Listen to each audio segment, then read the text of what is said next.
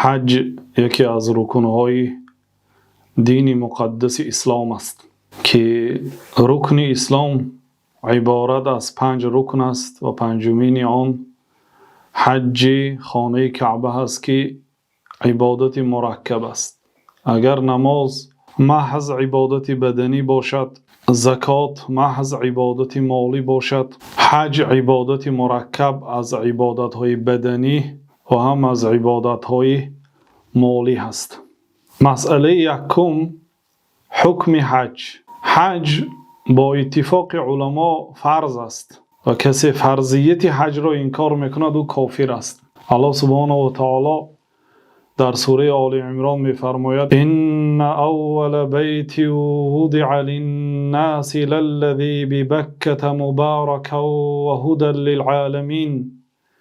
اولین خانه که در روی زمین ساخته شده است، مراد اولین مسجدی که در روی زمین بنیاد شده است، للذی ببکة، آنی که در مکه هست، مبارکن، یکی از صفتهای آن خانه این است که اون خانه مبارک است، واقعا مبارک است. یک رکعت نمازتان برابر 100,000 رکعت است و گناه ها مغفرت می شود، دعاها اجابت می شود.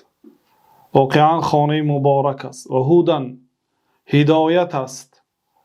کسی که با نظر عبرت به هر یک حرکت و سکون و به هر یک مقامش اگر نظر کند، هدایت است. و هدی للعالمین، تمام مردم را هدایت به راه راست میکند. فیه آیات بینات مقام ابراهیم، در داخل آن خانه علامت ها و دلیل های روشن است که دلالت به یگانگی الله تعالی و عظمت الله تعالی و بزرگی الله تعالی و قدرت الله تعالی میکند.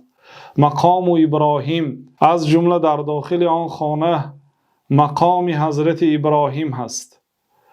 بعض علما از مفسرها گفتند که مراد از مقام ابراهیم عیناً همان مقام ابراهیم، عز پای حضرت ابراهیم علیه السلام که در بالای سنگ برآمده بنای کعبه میکردند و پای ایشان در آن نقش گرفته بود که حضرت عمر رضی الله عنه در زمان خلافتشان آن را از نزد کعبه گرفته در جایی که حاضر قرار دارد همانجا گذاشتند. و بعض علما میگن که مراد از مقام ابراهیم هر یک مشاعر مقام ابراهیم را به خاطر می آورد. بنای کعبه، طواف در خانه، آب زمزم، مقام ابراهیم، سعی صفا و مروه، اینچنین جمرات و مینای و عرفات و سنگزنی و قربانی، همش مقام ابراهیم است. و من دخله کان آمنا، کسی که به مکه که در آمد او در امنیت هست، او از بلاها و از مشکلها در امن هست، ایمن است. ولله علی الناس حج البیت من استطاع الیه سبیلا، و بر ذمه مردم فرض است، این حق الله تعالی هست که زیارت خانه کنند، مراد زیارت خانه کعبه کنند.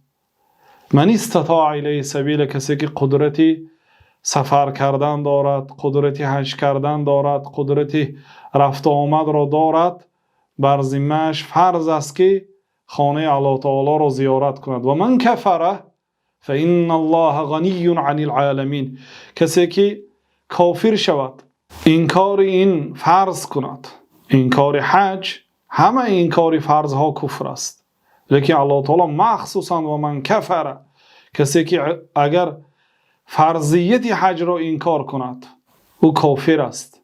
فإن الله غنی عن العالمین، الله تعالی از حج تمام عالمیان به حاجت است. الله تعالی به حج شما نیاز ندارد، به نماز شما نیاز ندارد، به عبادت شما حاجت ندارد. اگر تمام مردم الله تعالی را گناهگاری کنند، ما ضر ذلك فی ملک شیئا، الله تعالی میگوید که این به ملک من چیزی را ضرر نمی آورد. امروز بعضی کافرها پیدا شدند به فرضیت حج طعنه میزنند که در قرآن حج را الله تعالی فرض نگفته است.